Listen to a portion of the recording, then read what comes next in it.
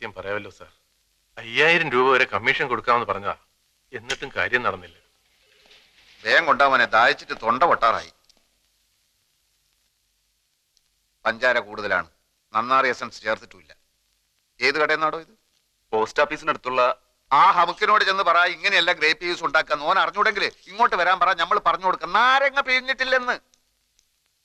ഈടെ ജ്യൂസ് എന്താ വേണ്ടിയത്? Grape, pineapple, orange, mango, sathukudi?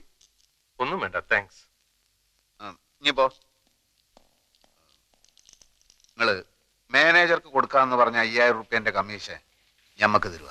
Sir,